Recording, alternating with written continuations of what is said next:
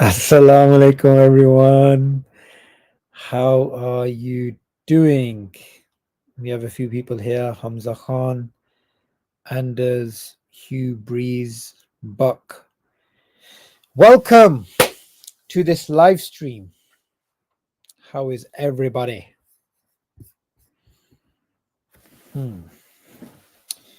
Where are you watching from? That is the question.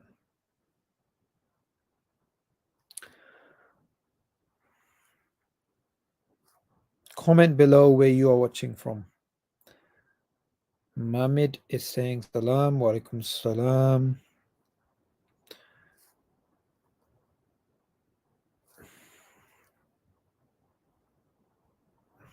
Okay. Pakistan. Okay.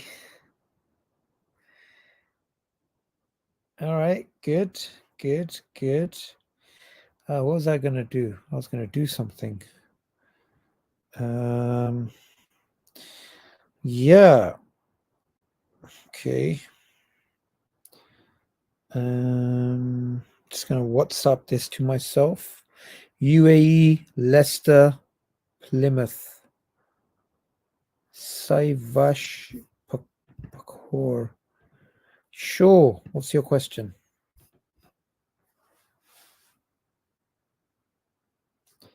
What is your question, brother?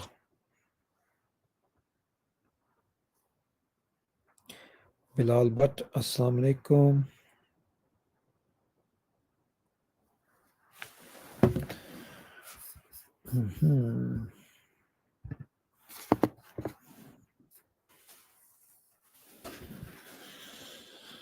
How's everybody? I'm trying to link up a video.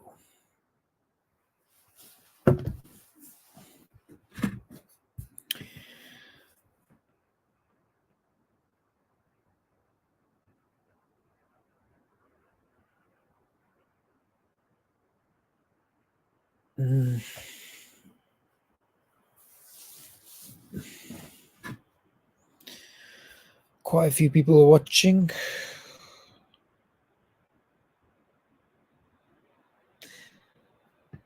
Alrighty.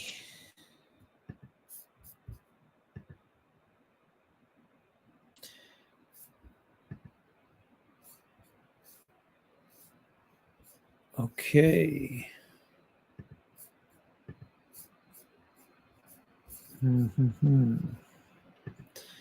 Let's do this.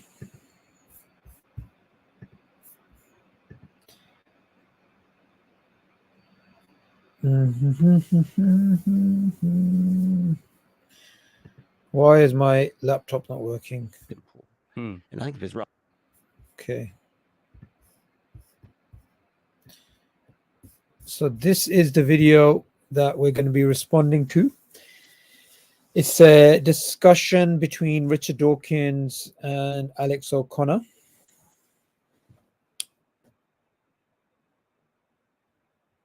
Okay.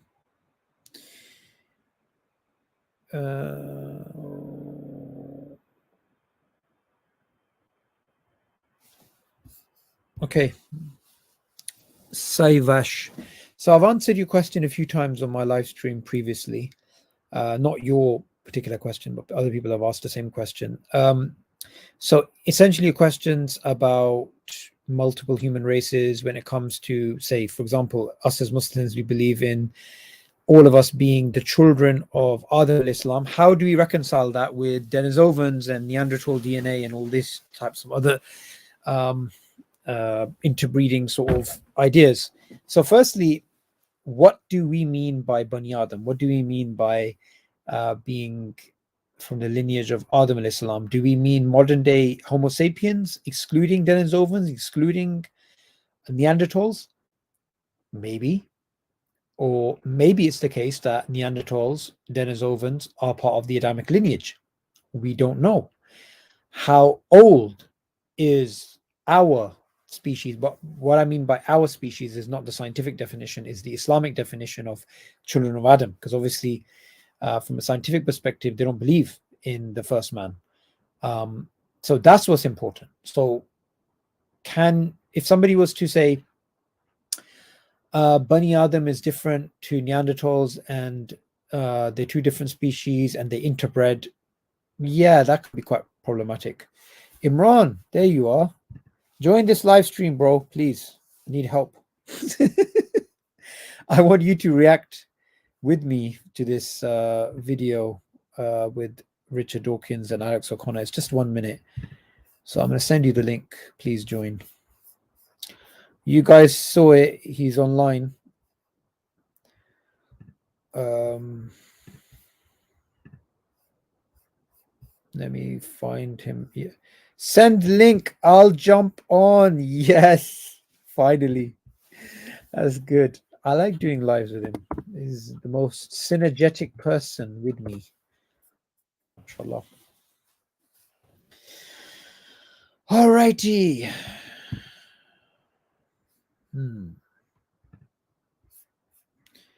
Where is Mr. Imran Hussain? Imran? Pakistani way of saying things. There we go, Mr. Imran. Too many Pakistanis are called Imran. Do you guys agree with me? Pakistanis need to be more like, you know, they need to come up with better names or more names. You can't just, not better, but you like come up with more names.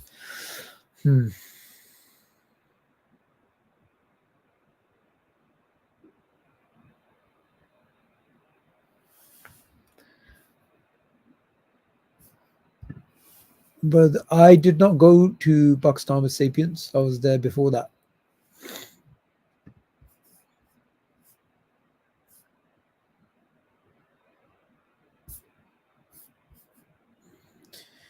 Where is Mr. Imran Hussain? That is the question.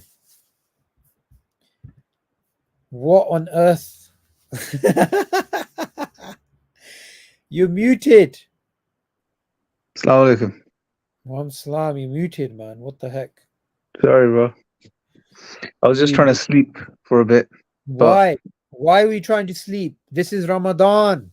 Need to catch up on some sleep. Night, brother. Trying to catch on some sleep, but khair, inshallah. Did you go to CJM today? Not CGM, no. I didn't go to CGM today. Where did you go? To a different place. Where? Some random small mosque somewhere outside of Southall. You decided to venture outside of the home territory. Territory. How's your Ramadan been? Good, bro. Alhamdulillah. Very good. Very good. Very reflective Ramadan this year. Yeah. Yeah, man. How about yourself? How's it been? You know, this Ramadan, I'm getting to like the Ramadan feel is, you know, like maybe when the fasts are longer, maybe when it's more difficult, you get the Ramadan feel. Nowadays, it comes to time to break your fast, you're not even hungry or thirsty. Yeah, most days is like that, subhanAllah. Alhamdulillah, it's easy, but it's good to feel it sometimes as well, bro. Yeah. So this goes back to one of the Islamic teachings that, you know, which fast is best? The fast which is best is the one that you remember Allah the most. Yeah.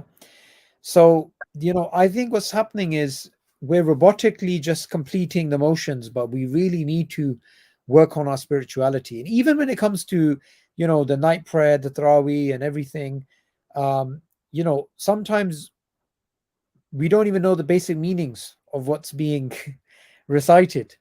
And we're not reading in a language that we understand, and the spirituality is sort of missing. So I feel, you know, Ramadan can become mechanical, but you really have to bring it back to the spiritual, which is the objective.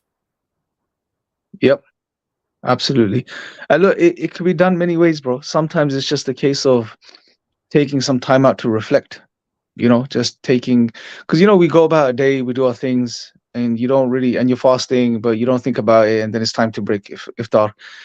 Sometimes it's good to just take some time out and sit and think and reflect about your life up until, you know, from last Ramadan to this Ramadan, and, you know, the mistakes you've made, things you could have done better, how you can improve, all of these things. That's a huge thing, bro. Just reflecting and thinking about these things is profound as well.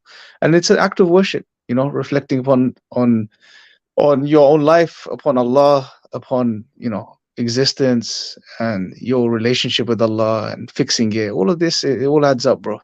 You know, sometimes we don't do these basic things. Sometimes we just think, again, robotic, like you said, and even, you know, I break iftar, I have my samosas, I go to pray, I come back, I have some more samosas, and then I do suhoor. Oh, the samosas are the suhoor, and then we just repeat that cycle. And the throughout the day, we're just going, you know, through the day, through the motions, without really focusing and thinking and reflecting and trying to improve ourselves and better ourselves. So that's what I've been trying to do more this Ramadan. It's just really just think of going back to the basics, bro, I guess. You know, thinking about the basic stuff, the fundamental stuff, you know, about worshiping Allah, where we've made those mistakes, why we struggle to worship, you know, why we, you know, sometimes don't feel connected, you know, why is that happening personally to me, if it's happened to me over the past year, and just reflecting upon those things, bro, inshallah, I think is important as well. Yeah, definitely. You're wearing a like thobe, mashallah. Yeah, I like this statement. Yeah. This is Yahya Dawa Down Under. I think he's an Australian brother. Yeah, he's like Revert brother. He's been on the stream before. He said, "Sleep is overrated. Sounds like brother Imran needs some of the Just Stay Hard by David Goggins." Yeah, no, You know, a lot of things are overrated, but I think sleep is, it could be, it depends, man. It's like if you really haven't been sleeping much, then you realize how important sleep is. You know, and it shows your fallibility as a human being. Like, you need sleep. You can't function without it. You know, it messes your whole body clock up. You can't think, you can't focus. You need it. It's a part of being human, man. You need to sleep. But obviously some people overdo it, you know, and sometimes we do end up overdoing it in Ramadan. We tend to sleep through the day sometimes as well, some people, just to kill the hours. But yeah, just get enough as you need, and then just get on with it, basically, inshallah. You know, people say sleep is overrated, or we do this. I think what's underrated is having set goals in life. Because when you have those high achieving goals, you will make your sleep count. You will make your day count. You will make even your leisure count. Everything will count because you're working towards a big goal. I think the biggest mistake that young people make is not having concrete goals in their life. And when they don't have concrete goals, they're going to be zombie scrolling. They're going to become a couch potato. They're going to do a bit of, oh, I want to learn a bit of Arabic. I'll learn a bit of Arabic. Okay, I'm going to learn a bit of Tajweed. I'm going to do that. Okay, I'm going to go and maybe do some pottery. And, you know, they're just all over the place. Just all over the place, right? Complete mess. Yeah. You need to have goals that inspire you, goals that are smart, right? Which are measurable, clear, you know, realistic. I think a lot of people, they just don't have a goal. Like when me and you got involved in dawah in our 20s, right? We knew our goal is dawah to non-Muslims, and alhamdulillah, Allah has allowed us to stay on that path, that we've been involved in dawah to non-Muslims, right? But some people, it's like, yeah, I want to be Imam Mahdi. I want to, you know, create my own Quran Institute. I want to work on reducing inner city Muslim gang violence. I want to start off a knitting community in North Luton. It just goes on and on and on. Do you understand what I'm saying? Yeah, it's good. Look, it's important to have goals, man. Like, but the thing with goals is, as Muslims, we need to not just have goals, but we need to have aspirations, man. We need to have high, lofty goals, you know, that transcend us. See, one thing you will realize amongst the godless materialist types, right? They will have goals. They understand the importance of goal setting and having goals and New Year's resolutions and all of this stuff, yeah. But you realize all of their goals are contingent upon them, meaning they are lower than them. It's about goals in life, things they want to do for themselves that bring them satisfaction, happiness. You know, they're very selfish goals from that perspective. And sure, they may keep you going for a while, but you know, you'll be goal shopping. You'll be having one goal one week and another goal another week, and 3 months later you want another goal. As Muslims, we should aspire for lofty goals. You know, goals that transcend us, that are bigger than us. You know, that outlive us. And sometimes, bro, in the process, the first is to have the aspiration to set such an aspiring goal. That's one thing. But then when you do get to that point, it can be very challenging to find what that goal is for you. Like, what is it that Allah wants from you? What is it that you can do in this life that's significant? And it may be a period of months or even years in some cases where you're thinking about that goal. And it can be very frustrating, but it's good that you're in that process, right? Some people just give up. Oh, I can't think of a lofty goal. You know what? Let me just forget about it. Go back to my gaming and my smoking my spliffs and doing whatever else I'm doing. But True. no, don't give up. Struggle. Go through that struggle, and eventually you will find what that goal is. And sometimes goals will change as you grow older. You may have one goal when you're, say, in your 20s. In your 30s, you grow as a person. You may have new aspiring goals, and it's fine. That's okay as well. But the key thing is have lofty goals which transcend you, which are linked to your worship of Allah. Always peg your goals to worshiping Allah. How does this lead me to worshiping my Creator? How does that fit in to my purpose of life, which is to worship Allah?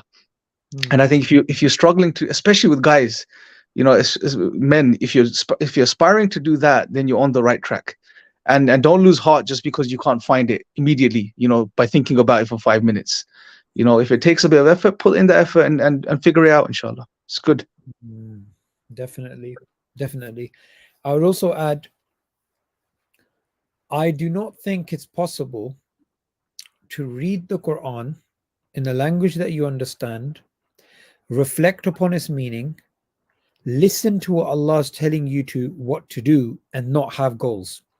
Because my grandfather, I remember my sister asked him a question about, life and purpose of life and what to do and something like this. And he said something very simple, just read the Quran and Allah will give you the answer. And I've experienced that in my own life. When I was in my early 20s, I decided to learn the meanings of the Quran, go through tafsir. This is before, anything, before the dawah, before anything. And I remember that dawah to non-Muslims just stood out to me. It just stood out. Like, that's what I got to do. That's my purpose. That's what I got to do. And alhamdulillah, years later, it all makes sense now. So somebody may read the Quran, right? And there may be some really profound things that touch them that, you know what? There's actually a lot of work needs to be done for orphans. Let me work on creating a charity to help orphans in Philippines or something, right? If you are sincere and you're reading the Quran and you're reflecting upon the Quran, Allah is going to tell you something to do.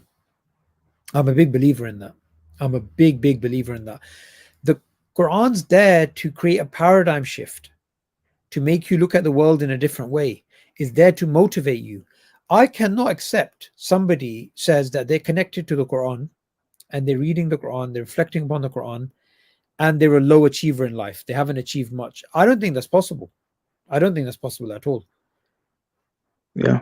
I mean, it can happen, but that person won't really be in a happy place. They'll like you said, the Quran will set you up to your mind up in a certain way. But bro, listen, I think some comments are saying we need to react to the video, bro. That's what you were intending on doing, bro. So let's get to the video. All righty.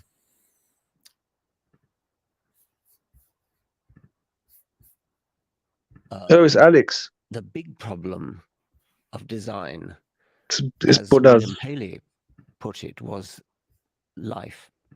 He said something like the physical world is not the best place in which to demonstrate the existence of the creator because it's too simple. And I think he was right.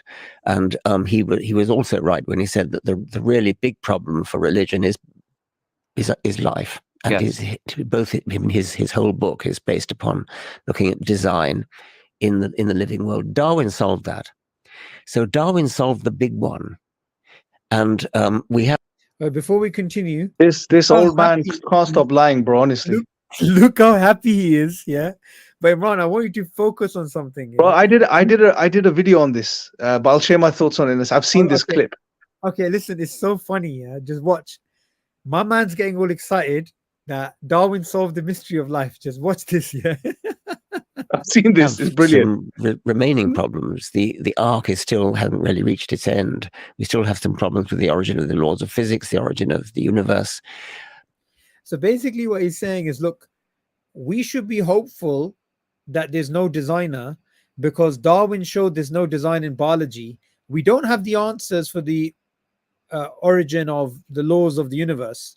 But because we already solved the biological problem, which is harder, we should be able to solve the physical problem. And he's indirectly implying that Darwin solved that big question. Yeah. The origins of life, What's interesting? which Cosmic smacks him down on in a second, Yeah, which is very it's funny. really funny. Yeah. So the God delusion, that's the exact argument that he makes, right? He makes the argument that, Darwinian evolution explains away biological design, and therefore we should be hopeful of a physics theory in the future which can explain away physical design. But anyway, it's so funny, just the rest of this video. But I think that the fact that Darwin solved the big one should give us confidence. That was the really difficult one, the amazing apparent design in the living world. I mean, that is such a staggeringly overwhelming impression of design. There's no question about that. And that was the one that Darwin solved. Well, Darwin solves the problem of complexity within living organisms, but I think it might be a step too far to say he solved the problem of life, because of course I rate him for that, bro. Bro, do you know what? You got come on, man. Like, bro, I did a video See, on this, and he just slapped, bro. I did a video on this, and I actually so titled it funny. that Cosmic Skeptic is too intelligent to be an atheist. Honestly, this guy, it's just a case of when has he got the courage to take the step, Yeah. to move out of this nonsense, basically, bro. Yeah, but Because he calls him out. Yeah, you know what? Look, politely, he's saying, look, it hasn't solved. It maybe explains away, complexity or evolution of life, but not the origin. But that's the mother of the problem. If you want to explain biological design, you start with the origin of life, because the origin of life is the mother question. That is the main crux of the issue. So Darwin didn't solve it, but there's a really polite. I like the way that he just, he wasn't too blunt about it, but he did. And you should see Dawkins' reaction to that as well. For a moment, you can see on his face. Yeah. one of the questions that we have to throw into that bundle of things yet to explain, the origin of physics, yes, the origin of life. Yes. Well, that's not part of Darwinism, of course. Right. Let's backtrack. Let's backtrack now. Yes, that's not part of Darwinism. Even his body language, he's lost it. He's gone red. Look, he's gone red like a tomato, bro. Look. A separate question, and Darwin acknowledged that. And that is an unsolved problem. It may never be solved in the sense that we may never actually know. He's gone total pessimism. Total pessimism. From Darwin to Darwinism we may never be able to solve the origin of life issue. Yeah. That is so ridiculous. He's contradicted himself. What the answer is, I think the best we can probably hope for is a model. Bro, his face is making me laugh. You know that? A model.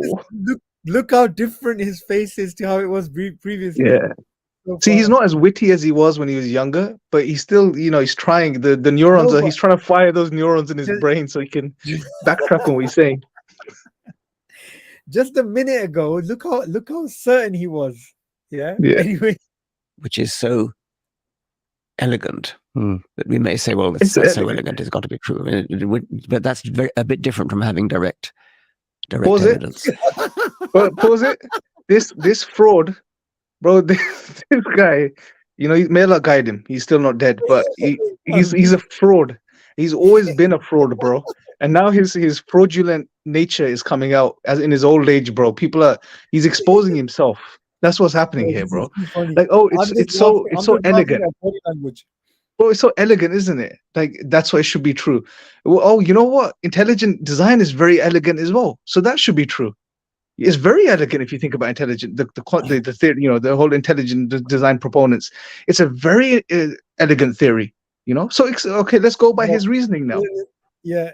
Listen, that's the end of the clip for now. Yeah, pretty much. Look at how defeated, deflated, weak he looks here compared to here. He's so happy and smug. He's so happy here. Bro, He's he so will happy. go down in history for, you know, an example of someone who, you know, what's his Wait, name? Andrew let, Flew and Anthony Flew. Anthony Flew, let me yeah. just let me just play muted. Just look how certain he is. Right. And look how disheveled he looks near the end. Like his cat just died. Look, where's it gone? Where's that clip?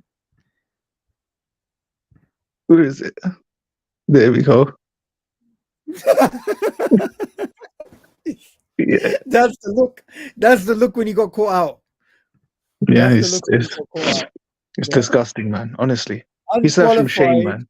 Unqualified, overconfident apple polisher of the highest degree. That's a good way of putting it.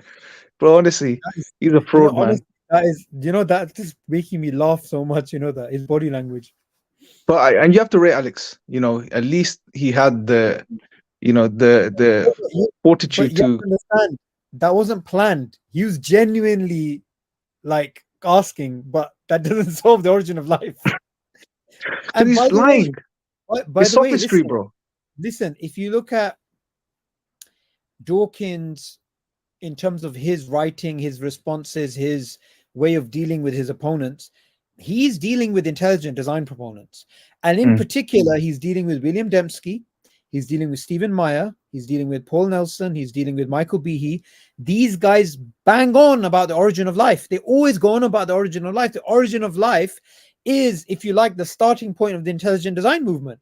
So here he is saying, yeah, we've explained away design because Darwin came along, but obviously they didn't, because you have to start off with explaining the origin of life before you Yeah. go into the complexity of life. And he knows Yeah. Darwinism has nothing to do with that. Did you see how, he didn't mention it? It had to come out in the conversation. Yeah. This is the thing, bro. You know, this guy, Rupert Sheldrake, in the Science Delusion, this new one that he's revised edition that he's published. This one. Right.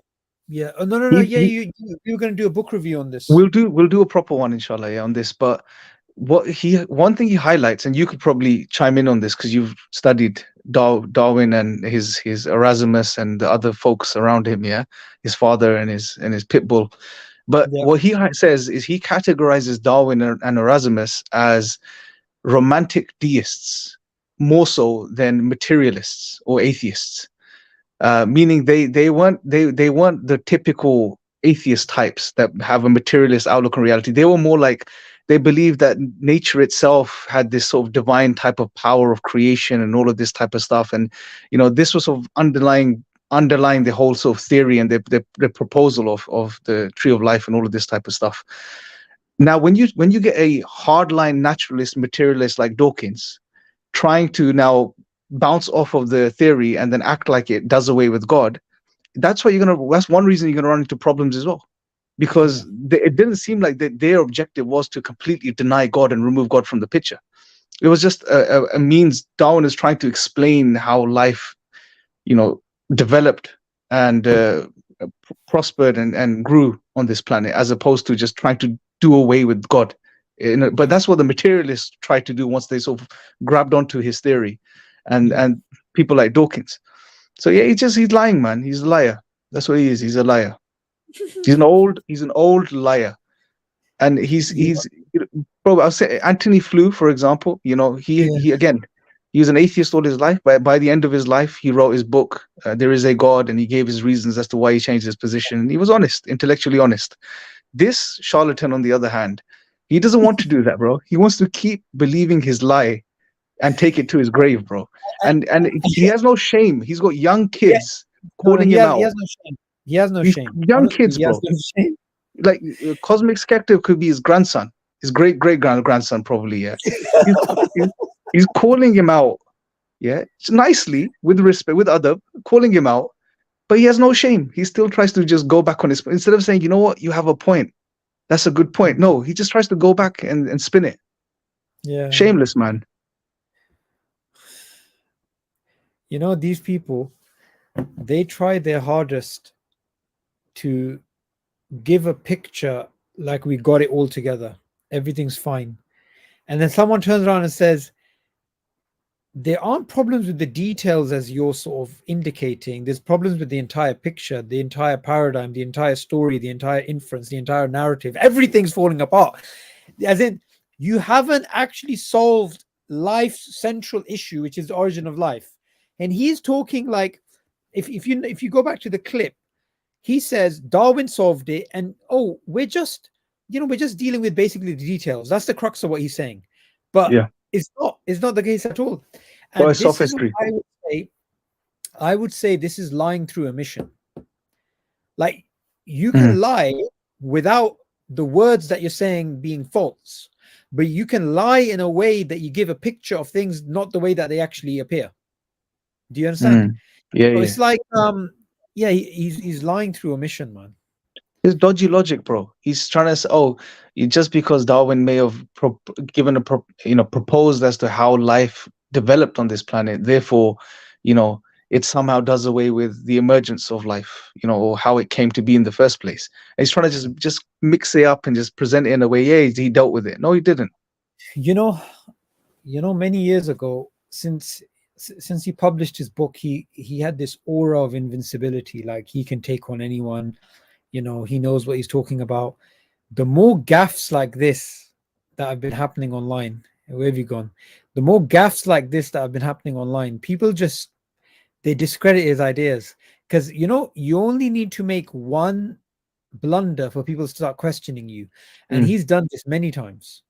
That famous clip with Lawrence Krauss, me and you reacted to many years ago, 10 years ago. Dawkins refuted in a minute. What the heck is that green thing you're drinking?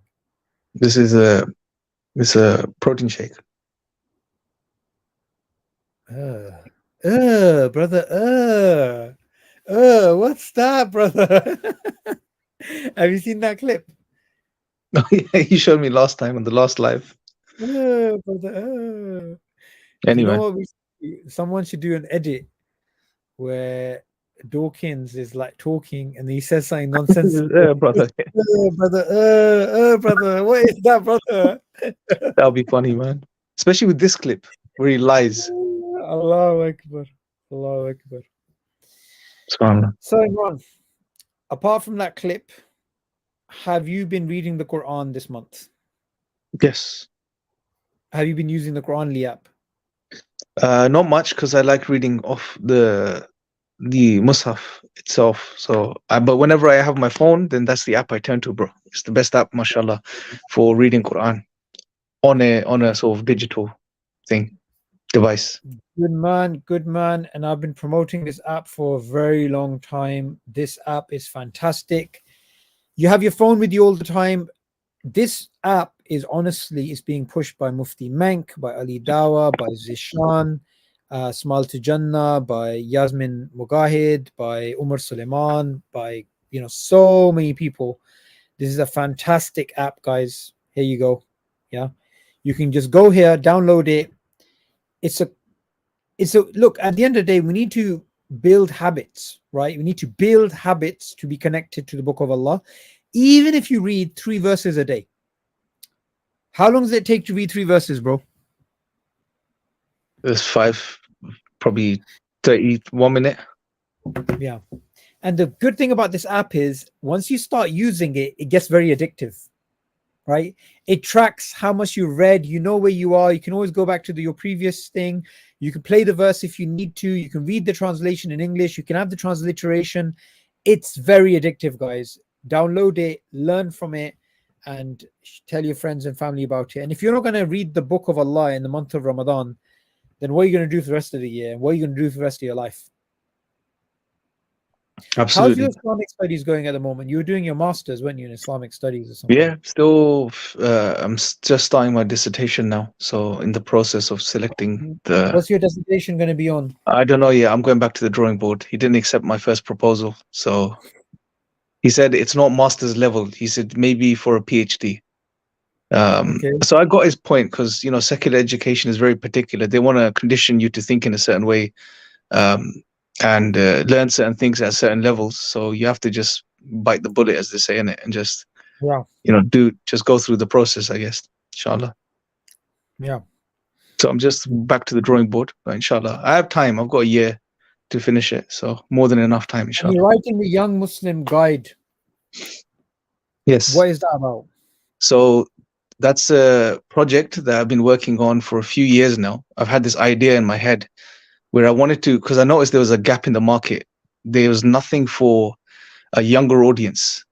When I say younger audience, like college, first year of university, either we have very simple stuff or then we have very... or even like A level and... Yeah, Yeah. exactly. So that age group, maybe between like from 14 to about 20, 21, that type of age group, basically. So we don't have much stuff for them. So I just wanted to bridge that gap. And in a way, mashallah, we have a lot of amazing stuff. There's a brilliant courses that we have on Sapiens, the No Doubt course, the new Dawah, the advanced Dawah training course, the divine reality, etc. But some of this stuff could be very high level for the 14, 15, 16-year-olds, 17-year-olds. What I wanted to do is design something for them which basically acted like it was almost like an immunization before they went into that world where all of these ideologies were going to be thrown onto them.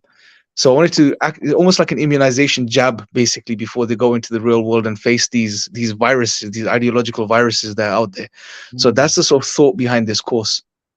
I'm in the process of completing it, inshallah. So there'll be a course and there'll be a book as well based on the course, inshallah. The book will be published, inshallah, before next Ramadan, because it's going to take time getting that done. And the course should be up and running by next month, inshallah. So we're going to be delivering it, inshallah, next month or the following month, inshallah. That's good, man. That is really, really good. And look who's in the chat. Who's that? Hamid? Oh, mashallah, Hamidullah's on the chat, yeah? That's it, bro. I'm sending him the link. Send him a link, bro. And then hope for the best. Make dua that you don't have to shut down the stream. He doesn't have to... He doesn't start exposing some brothers. All right, Hamid. Jump on, man. Guys, you don't know Hamidullah, man. This guy. He's a legend. We need to give him dawah. Subhanallah. No, he doesn't need dawah, bro. This guy's solid, mashallah. He needs a reminder. He needs a reminder. I don't know where he is at. Is whether it's the good Hamidullah, it's the bad one. Let's see. You got more? You're getting loads of comments, I think. Let me check. Is there any questions?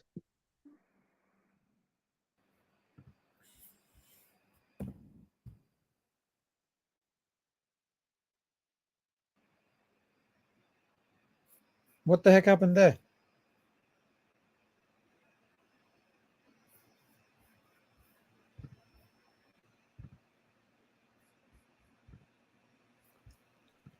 What happened there, Ron? I pressed backspace on my phone, so it chucked me off the stream. I was trying to go to the comments section. Is there any interesting questions, bro? Yeah.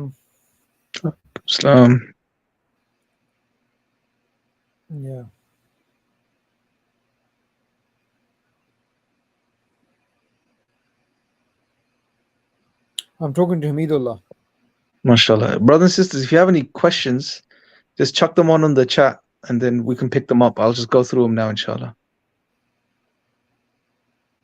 Hamidullah saying, I can't, I'm in bed. And I'm saying, I don't care.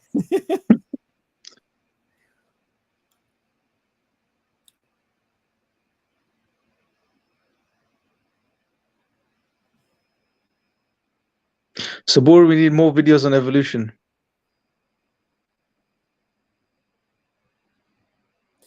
He can't join, sadly.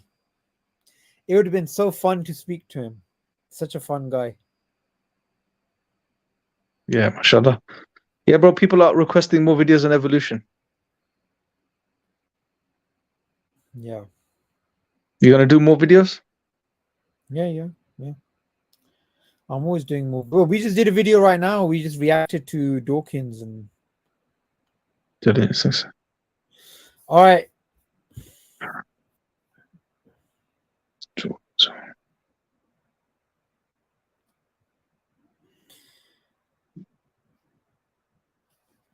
Okay. What's the favorite argument against Darwinism?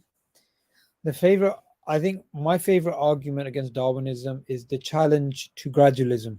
The gradualism is not seen in the fossil record. And this is something Darwin believed would break his theory down completely. My favorite argument against Darwinism is Richard Dawkins himself, and that clip we've just seen.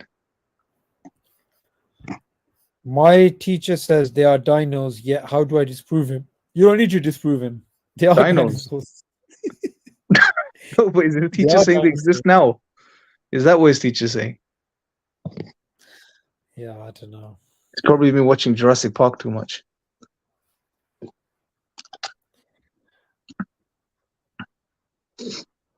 Yeah, why do we need to disprove dinosaurs? Yeah, they could have existed. Many other creatures could have existed before human beings came into existence. Allah created us.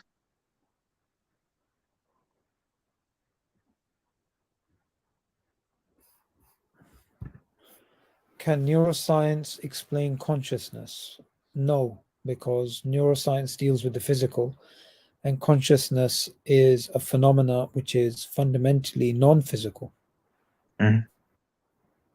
Unless some idiot says, oh, we have solved the problem of consciousness because look at this brain scan, but they've already assumed physicalism. Yeah, that's the problem. problem. It's the underlying assumption behind all of the science they do, even before they do the science, which is this materialistic, mechanistic perspective on reality, and therefore anything they come up with has to fit into that materialistic, mechanistic paradigm, and any explanation needs to fit that paradigm as well.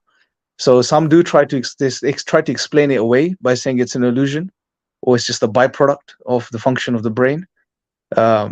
But they won't go. They would not go any further than that. They just don't. They've limited their own scope to be able to explain it.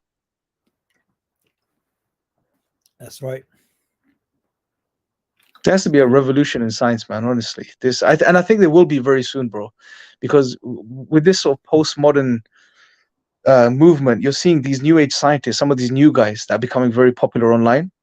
They are pushing the boundaries, bro. They're willing to explore other interpretations and broaden the scope to some degree. People don't accept scientific materialism like they did in the past. Yeah.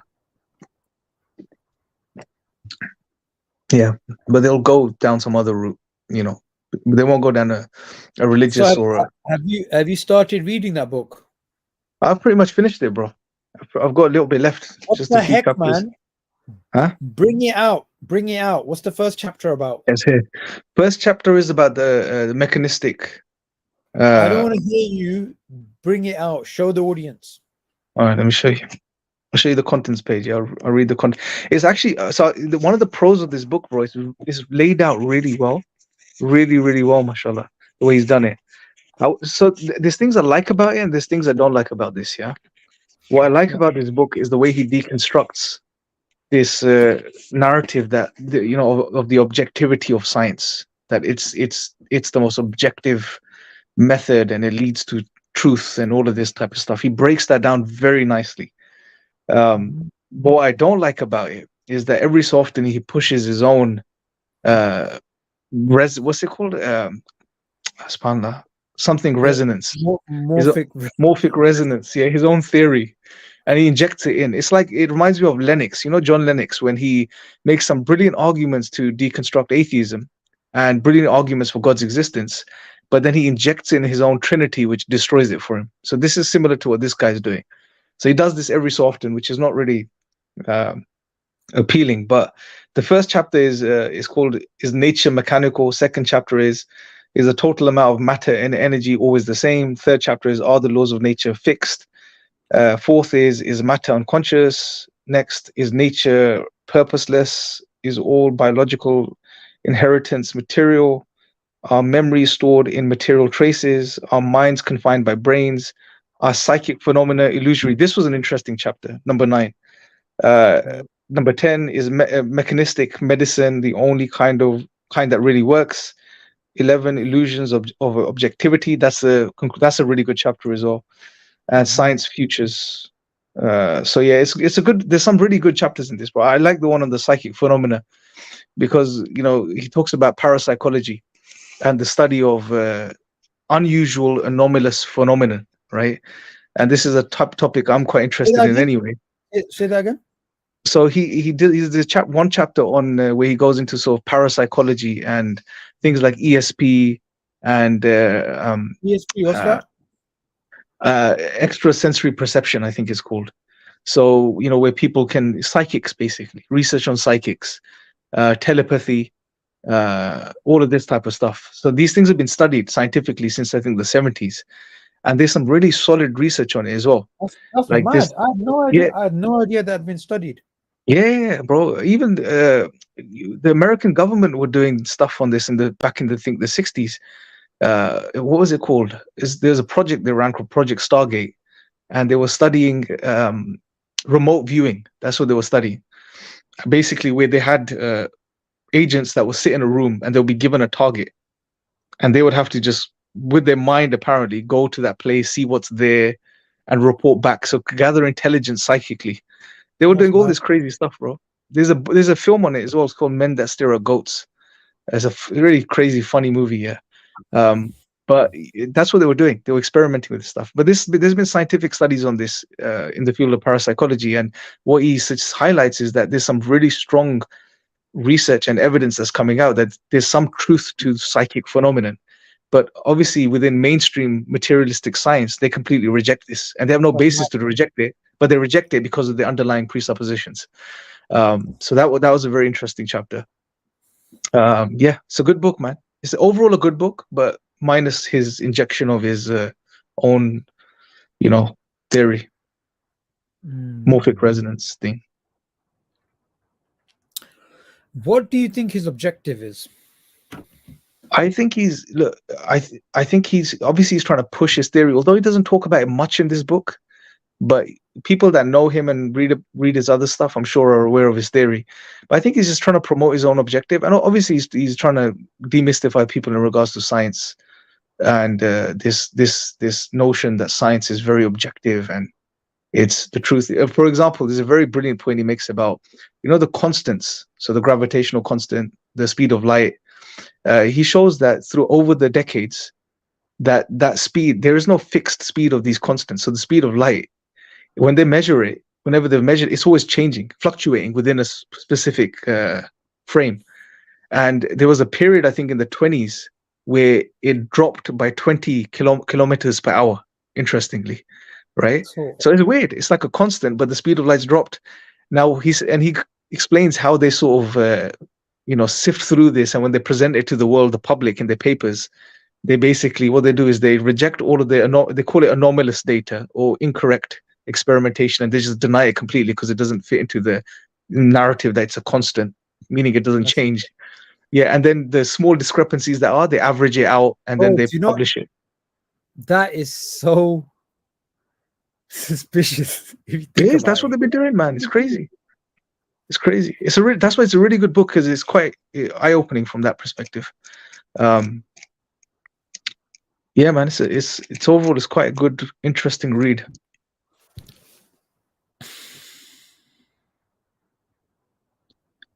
My teacher says humans were alive for a little time. I find that weird. They make humans feel like some random creature. Sorry, it's very small. I can't read it. That came to existence. He keeps forcing atheism and evolution on us. Yeah, he seems like. What are you thinking, bro? Do you know what? Hood Boy came to mind. These teachers they're proper cowards. They talk to young Muslims and Christians or whoever, try and confuse them about evolution and atheism. Soon as someone challenges them, they just completely change their tone. Yeah, they're like predators. Like hyena, bro. Hyena. They go in. As soon as there's another predator that comes in, they chip.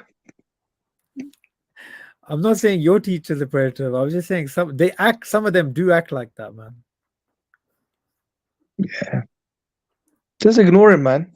Just let him have his little say. Firstly, just tell him, look, evolution doesn't equal atheism, right? And science can change. Anything in science can change. As simple as that. You can also watch my talks on evolution and science and stuff. But just send him the links for Darwinian Delusions, Sabur's channel. Where is this brother? In Pakistan? I don't know. Because they normally don't do it as much in this country, bro, in UK, but you never know.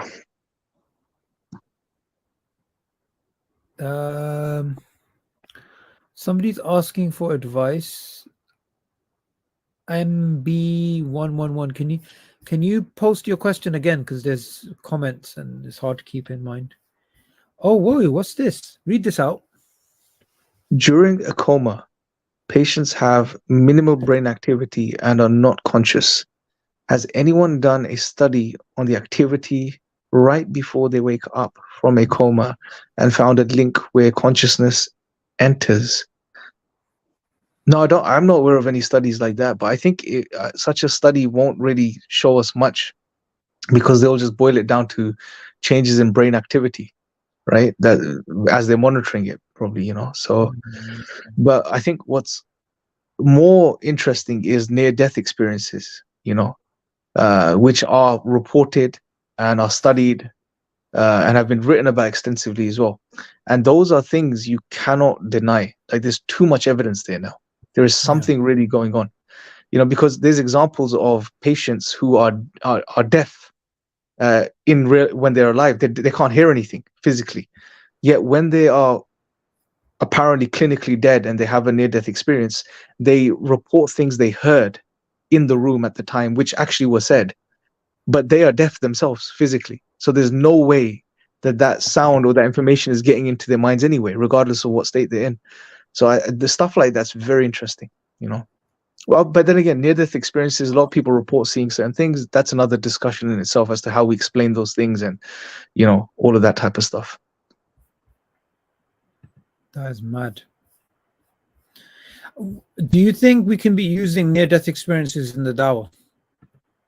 Yeah, I mean, the evidence, bro, from a scientific perspective, there's a lot of evidence there. I think it's powerful to use, but the problem is, what would be our angle then? Yeah, so the issue is going to be that we can definitely use or refer to near-death experiences to highlight that, look, there's to blow materialism out the water, basically. Yeah, no doubt that does that. So there's more to consciousness than just, you know, a brain activity, basically. You can do that, but then you have to also contextualize the experiences themselves of the individuals.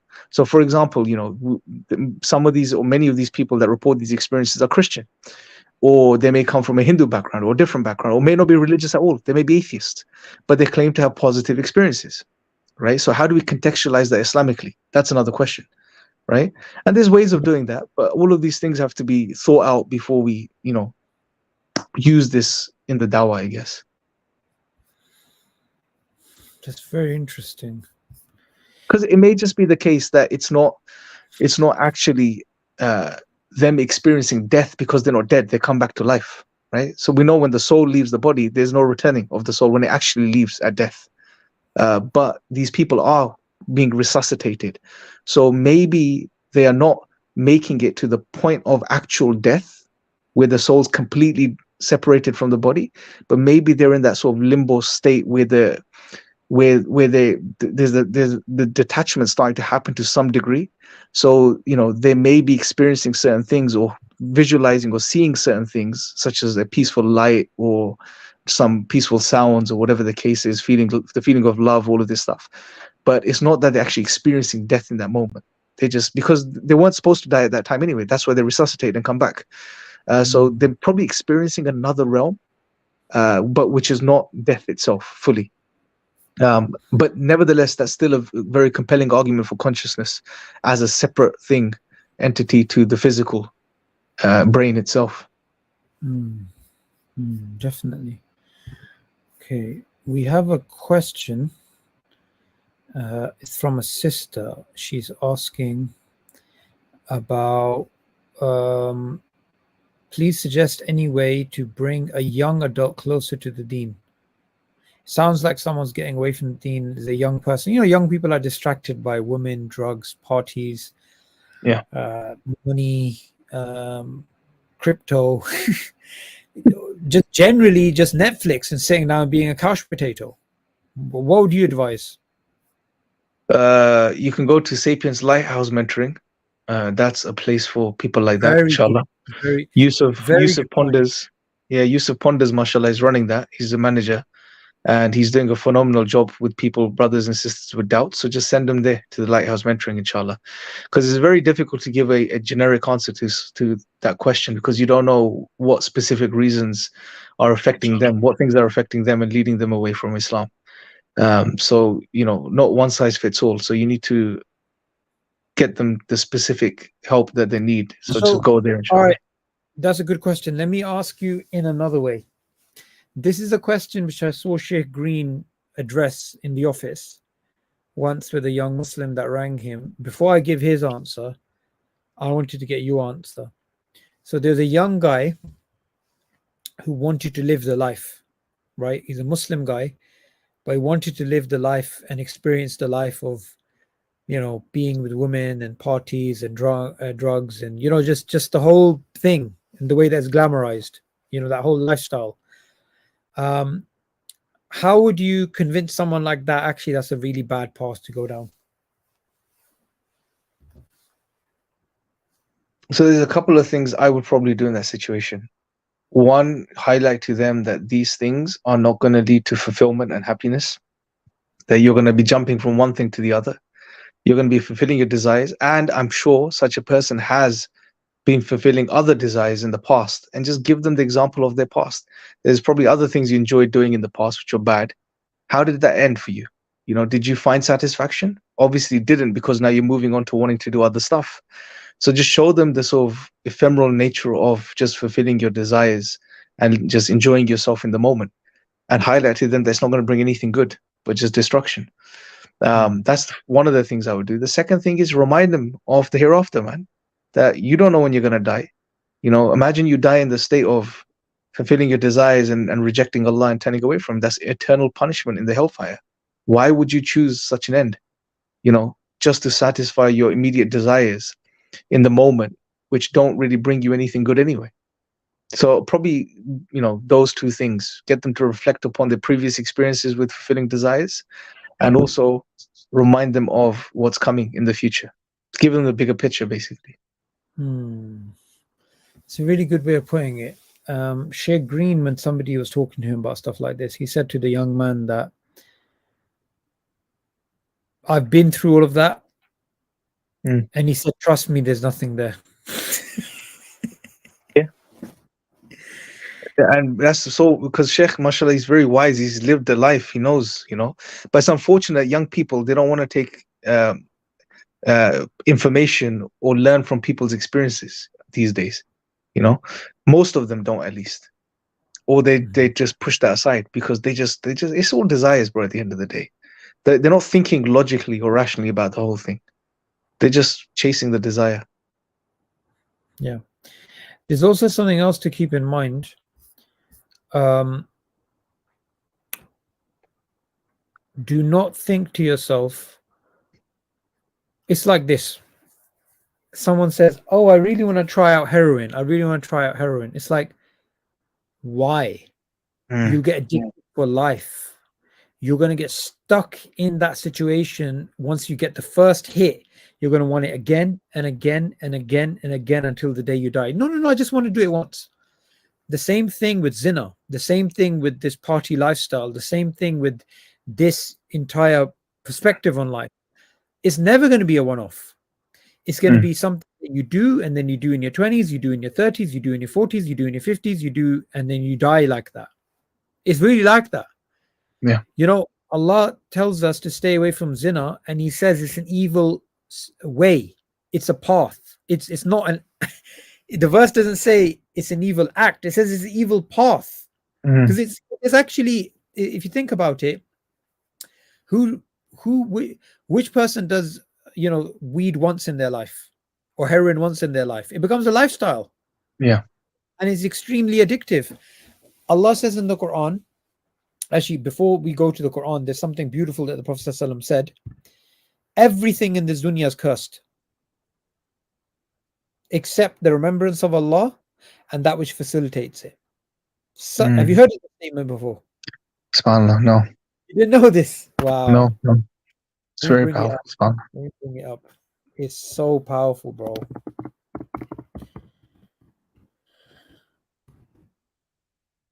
This is why you should come under my mentorship. I will teach you things.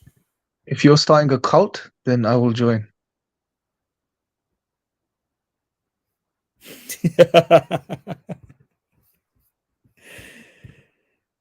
All right. You know this website of brother Abu Milias, mashallah, yeah? Daily Hadith Online, yes. I use that sometimes. It's a very good site, mashallah. Okay.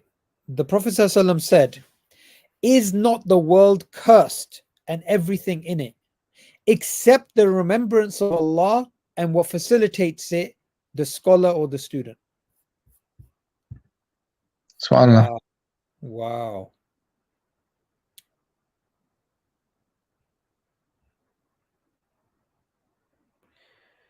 Wow. What do you think of that, bro? Give me some That's of your profound. thoughts. It's profound, bro. I'm just thinking of it right now. It's so true. You know, it ties in, and this is the beauty of Islam, bro. And you know, one of the proofs that you see that the sayings of the Prophet ﷺ are in line with the Quran. You know, for example, Surah Al-Asr, where Allah says, "Wal asr innal insana lafi khusr," that by the passage of time, humankind are in a state of absolute loss, except for those who believe and do good deeds. You know, and then the ayah continues. So it echoes the same thing. It's loss. It's all a curse. It's not going to benefit you. You're not gonna gain anything from it, except from believing in Allah, you know, and fulfilling the purpose of your life, which is to worship Him. Allahu Akbar. That's it. And it's a delusion which is hard to break out of. You know, we know it. We've heard it right now. We saw the hadith. We've read it, but to make it real for yourself and internalize it, may Allah allow it to be the case. But it's not easy to do, man. You know, all of us listening to this and watching this, we'll go back to, you know, chasing the other stuff anyway. But this is the struggle, isn't it, bro? When you hear this stuff and you see how profound it is to internalize it and live by it. That's the key.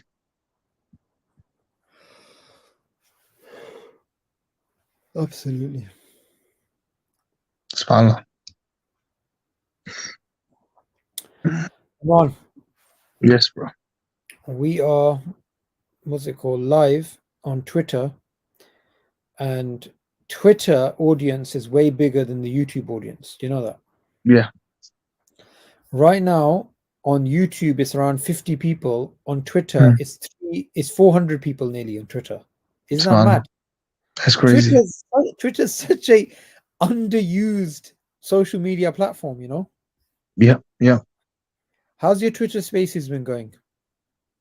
Good. I haven't done any past couple of days, inshallah. But I think tomorrow, what I'll do is I'll do a live and you jump on, and we'll discuss something very important tomorrow. What are we going to discuss? I'm going to think about something very important to discuss tomorrow, inshallah. All righty. I am also fundraising this Ramadan, mashallah, sisters, to print out copies of the Quran. SubhanAllah, bro. This is so, brothers and sisters, listen. This is one of the most important things we could be donating towards this Ramadan. Honestly, bro. After what's happening in Gaza, in Palestine, and how much interest there is amongst non-Muslims to learn about Islam, you know, it's through the roof. I mean, bro, I'll tell you guys this. We do Twitter Spaces sometimes, yeah. Bro, there's shahadas on Twitter Spaces. People coming to Islam. because of what's happening. Yeah, and the best thing we could be giving them right now is I mean, it's a no-brainer. Give them a copy of the Quran. And if I'm correct, bro, this is Sheikh Mustafa Khattab's translation of the Quran, correct? The clear It Quran. It is, and we just printed 30,000 copies, right? Mashallah. 15,000 of them, yeah. Johnny sent out 15,000 of them before Ramadan. Half of our stock is gone now. This is it. This is what we need Qurans, bro. They're always in shortage. But now, especially now, when there is genuine interest amongst people to read the Quran, like genuine interest, now is the time to really get as many as we can, inshallah. So, brothers and sisters, definitely donate towards these Qurans. How many have you got so far, bro? What's the target? Target's 3,500 Qurans, right? And this campaign is only for the printing and distribution of Quran, nothing else, right? So I've raised about £1,000. I've still got 9,000. I just started this recently, yeah. So you can go onto the link, you can click, you can donate. I've put it in the pinned YouTube comment and also on Twitter. So this is something that, look, you know, this Ramadan we're giving to Gaza, we're giving to, you know, all types of Islamic causes, but the simple cause of printing the Quran. I mean, Imran, me and you, alhamdulillah, by the mercy of Allah, we've been involved in street dawah for many, many years. You know, we're still involved in street dawah. We were out just a few weeks ago, right? Like, what is the benefit of having the Quran to give to non-Muslims? Free copies. It's a silly question, bro. Yeah. It's a silly question. People, I mean, if someone doesn't know that, then they shouldn't be on this live stream. Or they should be on this live stream. Because what dawah is there without the Quran, bro? On a serious note, you know, and this is why all of these courses that we do and the trainings that we have, we'll always try to link everything to the Quran, bro. Because that is the dawah, you know, that is the words of Allah. That is the call. No one else is going to do it better. No one can come close, you know. So it's a no-brainer. You know, we have to give Qur'ans to non-Muslim, and not just any Qur'an. You know, this is something important as well. There's some good translations for Muslims, brilliant translations for Muslims. Like my personal favorite translation of the Qur'an to read is Abdul Halim's Qur'an translation, Oxford Press one. Just personally, yeah, for me. And there's many other. Mohsin Khan's a brilliant translation. Say International is a good translation as well. And there's many others. Ali Unal has done a really good translation as well. But the thing that from a dawah perspective, that I really like about the clear Quran, bro, is when we spoke to Sheikh Mustafa when he was here a few years ago in the UK, is that he did this translation with the intention to make it so it's accessible to non-Muslims. Absolutely. Right? And that is something, you know, profound. When you read it, you'll see it's thematically arranged, it's broken down very easily, very simple English, very nice footnotes, not over the top, just enough to give context for a non-Muslim. It's really good. Definitely. It's, you know, if you were raising for another Quran, I wouldn't be as excited, bro. Another Quran translation. But the fact that it's the clear Quran translation, it's the best translation, honestly, to give to non-Muslims. I really believe that. I think it's the top. It is number one, I would say. Clear Quran, number two, Abdul Halim's translation of the Quran. And maybe number three, I would say it's Say International, potentially, yes. Yeah. But Mustafa Khattab's Quran translation is definitely the best one to give all to non-Muslims. All three of them they're very good. Yeah. And guidance is in the hands of Allah, and we have to do the best we can to give the message to people. And there's no better dawah than handing out copies of the Quran. Yeah, I mean, the best we could do right now is what? Pick the best translation available for the dawah and print those translations and get them out to non-Muslims. Simple as that. Inshallah. Absolutely. And we have a brother, Johnny, brother in Newcastle, who's just shipping them out, mashallah. You know, it's good to know he's working, alhamdulillah.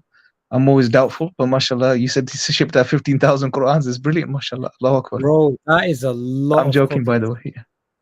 Yeah, he's a good brother. Lot of copies if you think about it. Allahu Akbar. All right, Imran, as we come to an end, what's your piece of advice for everybody? Just make the most of this Ramadan, brothers and sisters. Honestly, it's been what, halfway? We're at halfway mark right now. I think just today or yesterday was halfway, literally. Yeah, I'm sure we've made mistakes. I'm sure we've fallen short. We've done a lot of bad stuff. We've made errors. Fine, it's done and dusted. It's in the past. Seek forgiveness for that. Make the most of the next 15 days or so, 14 days. And yeah, just push on. It's not over till it's over. So make the most of the next 15 days. The best nights, the best days are coming. The best nights are coming, at least. The last 10 nights, inshallah. So let's make the most of those, inshallah, brothers and sisters. Beautiful message. Yeah, man, that's it. That's what we can do, bro. And try to engage the Quran more, in the next couple of days. Whether that's listening to it, whether that's reading a translation, whether that's reading it on the app, the Quranly app, or picking up a Musaf, whatever you feel comfortable with, just engage the Quran more. Engage with the meanings of the Quran more, inshallah. Absolutely. All right, Imran. Jazakallah khair. Assalamu alaikum. Wa alaikum salam wa rahmatullah.